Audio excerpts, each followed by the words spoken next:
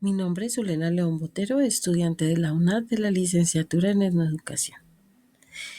En esta oportunidad traigo para ustedes el documental El poder del pensamiento crítico, donde este es abordado intentando reconocer su concepto.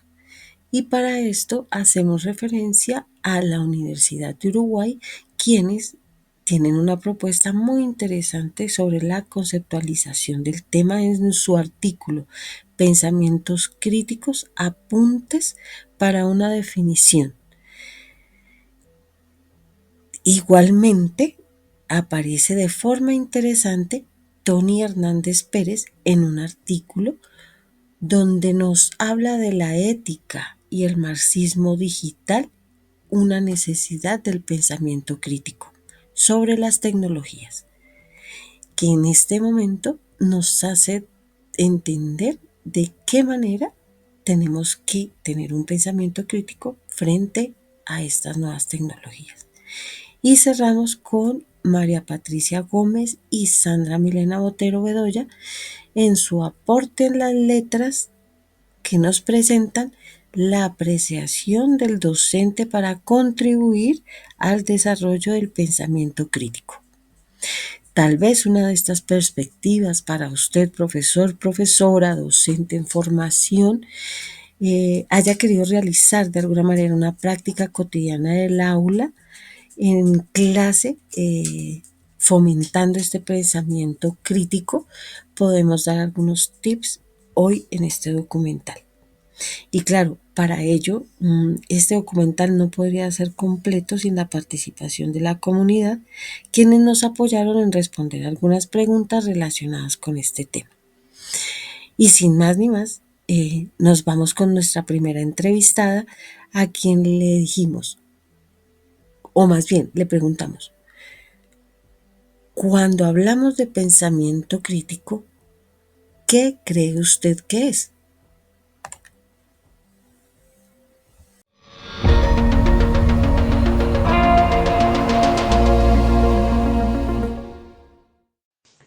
¿Qué es pensamiento crítico? Para mí, pensamiento crítico es analizar una situación, escuchar otras opciones, otros puntos de vista y poder sacar sus propias conclusiones sin dejarse manipular por ninguna opinión.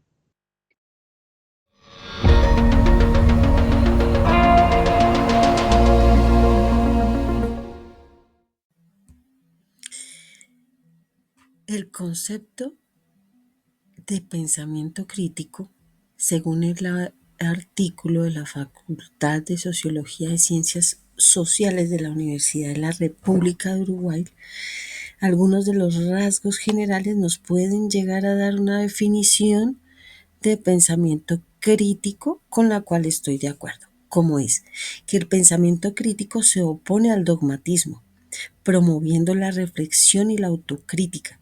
Son herramientas para evitar la ortodoxia y la aceptación a ciegas de las ideas.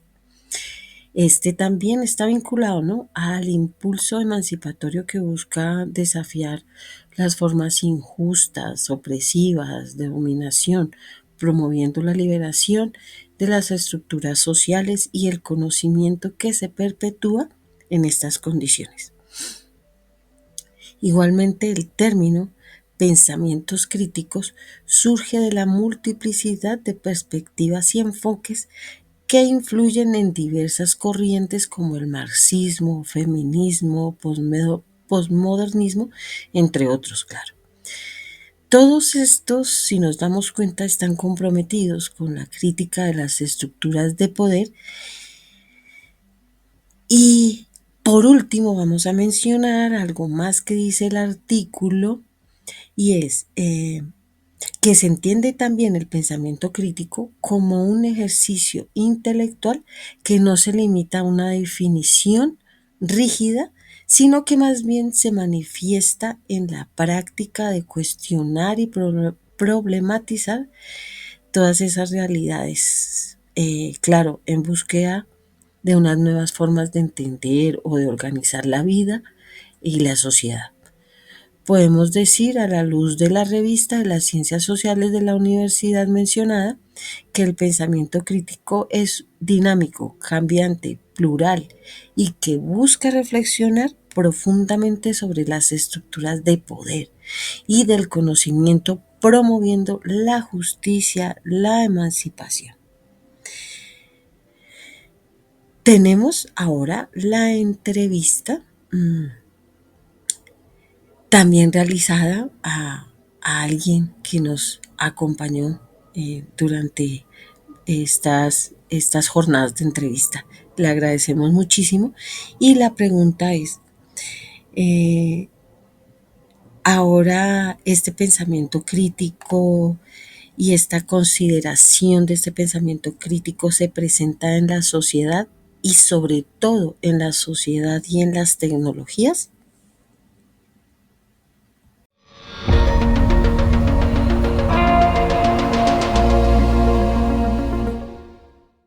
La sociedad actualmente no cuenta con un pensamiento crítico y menos con lo que respecta a la tecnología y al mal uso de las redes sociales. Estas hacen que las personas sigan tendencias o creencias que en realidad perjudican su salud mental, pueden llegar a perjudicar su salud física, sin preguntarse o cuestionarse el por qué, si vale la pena hacerlo o si realmente creen eso que están siguiendo.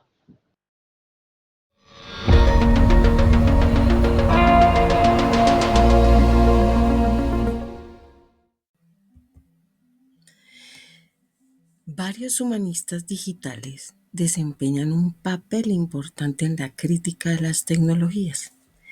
Este es el caso de Tony Hernández Pérez, quien nos presenta un análisis, el cual me gustaría compartir con ustedes dentro de este documental, en donde él presenta la ética y el marxismo digital, la necesidad del pensamiento crítico sobre las tecnologías, algo supremamente relevante e importante en este momento. El autor hace un análisis crítico a partir de los humanistas digitales, nuevos términos que vamos entendiendo y comprendiendo.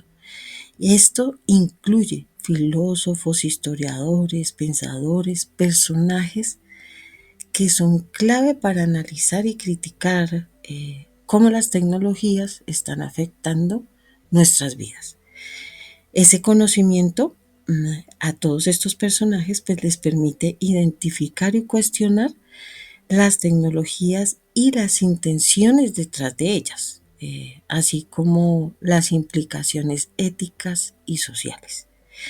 Se hace necesario entonces comprender los límites y las consecuencias del uso de estas tecnologías, como los algoritmos, el Big Data. Eh, Todo esto es fundamental para evitar que la toma de las decisiones se base únicamente en datos sin considerar el contexto humano y social. El autor también se refiere a la necesidad de promover la educación sobre el uso responsable de las tecnologías y la importancia de la privacidad de los datos. Esto es muy importante. Al aumentar toda esta conciencia sobre estos temas, se contribuye a que los ciudadanas, seamos más críticos, críticas y reflexivas respecto a su interacción con las tecnologías. El artículo también propone fomentar un enfoque interdisciplinario que combine los conocimientos técnicos con la comprensión profunda de las humanidades, claro. Lo que es supremamente interesante, evidente que tenemos que desarrollarlo, donde estas tecnologías sean eficientes, éticamente responsables y socialmente justas. Me parece que es supremamente interesante lo que Hernández propone frente a los defensores de la justicia social, asegurándose que las tecnologías no perpetúen desigualdades existentes ya y que se utilicen para el beneficio de toda la sociedad, no solamente de unas pocas personas o empresas o conglomerados, ¿no? Recordando de alguna manera la lucha de clases y cómo las tecnologías en este momento se hacen necesario defender una información verdadera y de calidad. Y bueno, siguiendo el hilo del tema de hoy, el poder del pensamiento crítico, tenemos a otra entrevistada quien nos va a responder. El pensamiento crítico se encuentra presente en la educación, en la escuela, en la educación superior, en las universidades, en los técnicos. ¿Y por qué?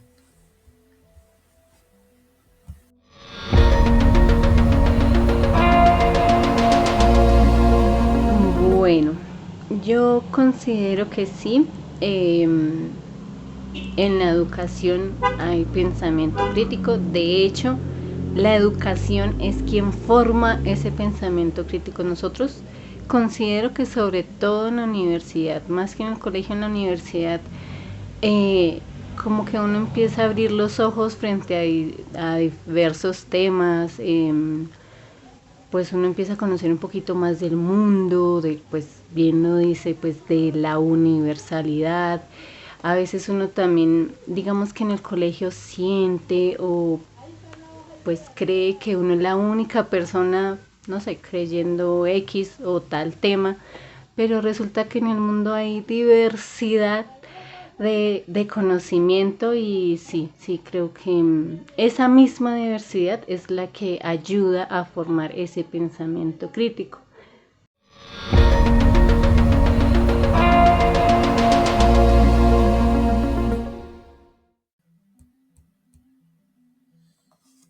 El poder del pensamiento crítico en la educación. Para esta finalidad, las autoras consultadas fueron María Patricia Gómez y Sandra Milena Botero Bedoya. Ellas nos presentan el desarrollo del pensamiento crítico a través de una investigación cualitativa, identificando métodos y estrategias educativas, claro, que los docentes y las docentes podemos emplear para fomentar habilidades cognitivas en los estudiantes, resaltando la importancia de integrar el pensamiento crítico en los currículos, claro está, de formación, sobre todo en la educación superior. Pero igualmente de manera personal, creo que estas estrategias también se pueden considerar para el trabajo docente, tanto en la básica como en el bachillerato, incluso en la primaria. Pero el estudio que nos trae las amigas, las compañeras, son que algunos métodos son efectivos para desarrollar este pensamiento crítico. Creo que todos los docentes, las docentes en algún momento nos hemos preguntado cómo, de qué manera podemos fomentar este pensamiento crítico en los estudiantes, y estas profesoras nos muestran unos métodos como es el método dialógico, que favorece la adquisición de competencias relacionadas sobre todo con la escucha, la argumentación, la comunicación no verbal sobre todo, y la capacidad crítica de autocrítica, así como las relaciones interpersonales y el manejo de las frustraciones y sentimientos. Igualmente, esta investigación menciona actividades como debates, lecturas, exposiciones, estudios de casos, análisis documentales y puestas de intervención distintas, ¿no? Y en diferentes contextos educativos. Estrategias que permiten que los estudiantes interactúen y participen activamente en el proceso de aprendizaje. Las autoras hacen énfasis sobre todo en la importancia de generar dispositivos que ayuden a los estudiantes a aprender a formular preguntas y a criticar lo que han aprendido. Esto es fundamental para el desarrollo de esa competencia, ¿cierto? Crítica y reflexiva. Y bueno, como mencionábamos, la investigación también propone la importancia del desarrollo del pensamiento, pero como objetivo transversal en los currículos. Una formación teniendo en cuenta eh, que permita a los estudiantes razonar, indagar, discutir, ¿no? Reflexionar sobre los acontecimientos de la sociedad actual. Todo esto es esencial para enfrentar esos desafíos y retos pues, que están aquí ya en el siglo XXI.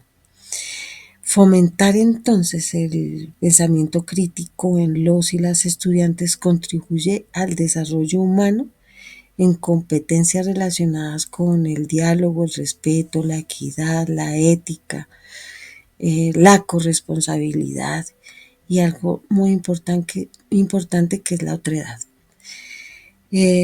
Todo esto fundamental para formar ciudadanos y ciudadanas responsables, comprometidos con su entorno, mejorar habilidades cognitivas, como en análisis, ¿no? La necesidad de reflexionar, de indagar, de verificar los datos, eh, todas habilidades cruciales para un aprendizaje efectivo, significativo y en diversas disciplinas y contextos. Es así entonces como el pensamiento crítico contribuye a toda una transformación social. Luego de que todos el estudiantado estén mejor equipados para entender y confrontar todos los problemas, ¿no? que surgen de cada uno de los contextos, permitiendo contribuir a esa nueva mirada transformadora de una realidad social, claro. Por su parte, la educación en sí debe adaptarse también a esos cambios sociales, económicos, políticos, que desde este enfoque puede ayudar a que este mundo cada vez más globalizado, interconectado, eh, esa flexibilidad y diversidad sean cada vez más importantes.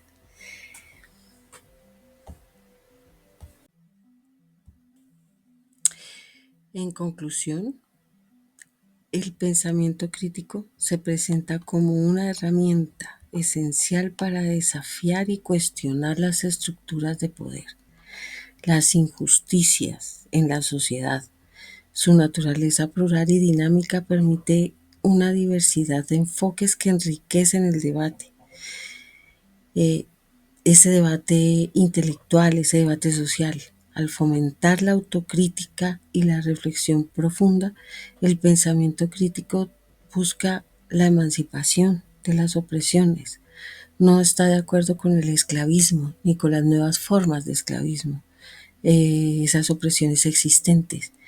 Igualmente invita a una constante reevaluación, muy importante, de nuestras creencias y prácticas.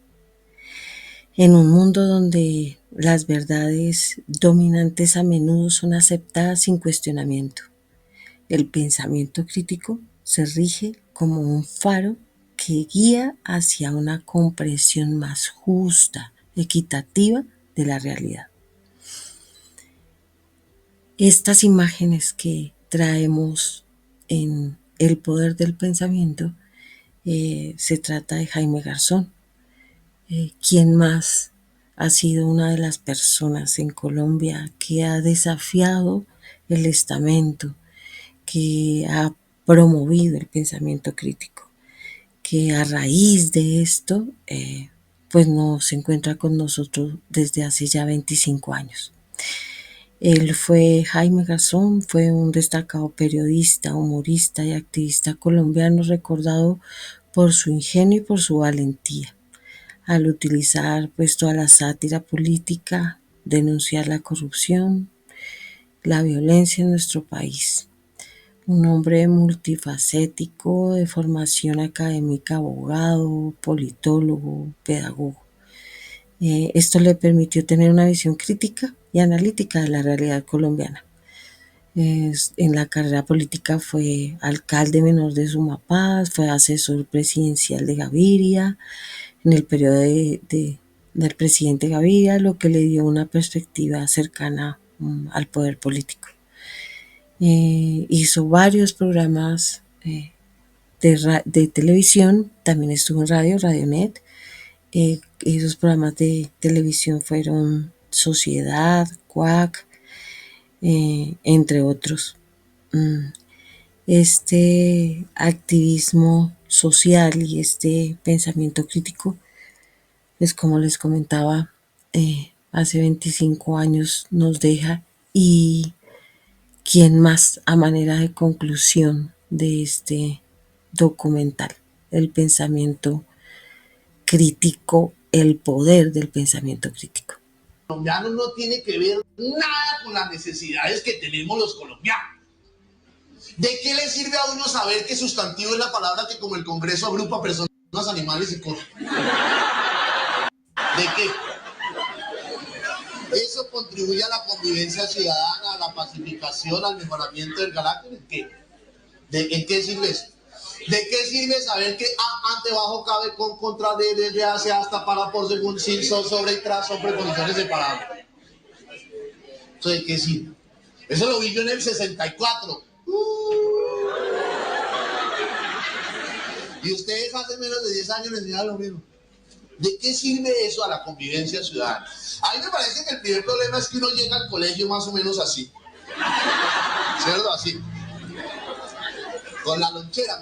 Mi hermano le decía lonchera porque arrunchaba un huevo de un banano, unos chicos. Llegaba así. ¿Cierto?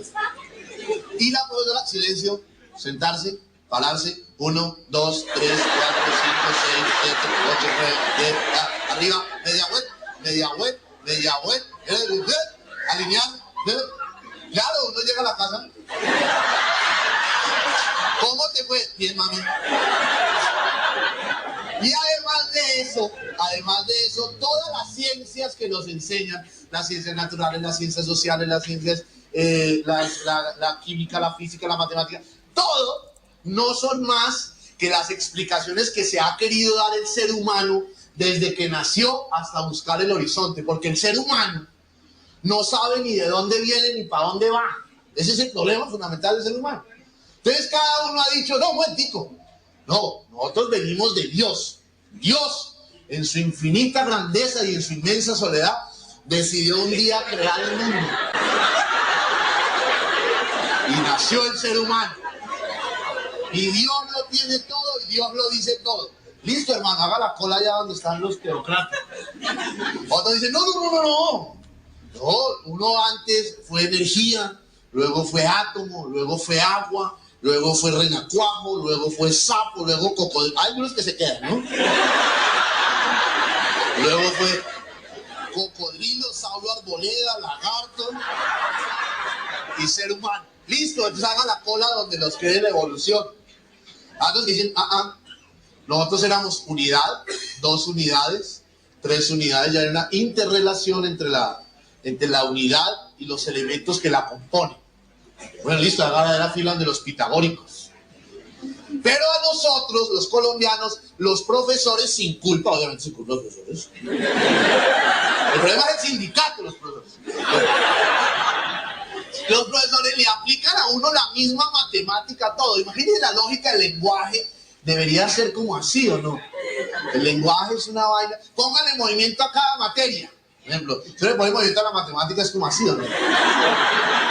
¿Cierto? Exacta. 3 por 3, 9. 2 por 8, 16. 7 por 5, 45. 9 por 7, 63. Si uno le pone lógica al lenguaje, sería como así, ¿o no? Todo lo que uno puede decir con el lenguaje, puede cantar, puede insultar, puede lo que quiera. El lenguaje es un movimiento permanente. Y sin embargo, A, ante, bajo, cabe, contra, sí, le van volviendo uno todas las materias. Así, entonces nos vamos aislando de lo que uno necesita y lo que uno es. De lo que le enseñan y lo que uno necesita. Ejemplo típico. A mí me enseñaron que testículo o gónada pende de 2 filamentos llamados gobernáculos testis y está unido a la próstata por el epidídimo o el epiléptico y tiene 2 funciones glandulares. Una endocrina y una exocrina. La endocrina es producir testosterona, la exocrina es producir espermatozoides. Y está revestida de 7 capas de afuera hacia adentro que en su orden son escroto, dardo, muscular, vascular, epitelial, fibrosa y equiloide. Y todo el mundo cree que los testículos son unas huevas. ¿Ah? Cuando es una vaina fundamental. Determina todo, determina hasta el tono de la voz. ¿Ustedes no se acuerdan que a los niños de los coros les cortaban las huevas? Claro. ¿O es que ustedes creen que los coros los tenían rápido antes de que crezcan? No. Los eunucos, si al ganado todavía le cortan para que se engorde. No quiero decir que los gordos son capaces, no. Es que lo que nos enseñan a los... Bueno, para despedirnos, agradecemos a todas las personas que nos acompañaron. Gracias por su atención. Y agradecemos también a las mujeres que nos aportaron su granito de arena con sus opiniones entrevistadas: Juvena León Botero, Valentina Monsalve, Lina Dueñas. Muchas gracias, gracias por su atención y igualmente les dejamos por acá los referentes, incluyendo la página de YouTube donde sacamos el pequeño sketch de Jaime Garzón. Sin más, muchas gracias.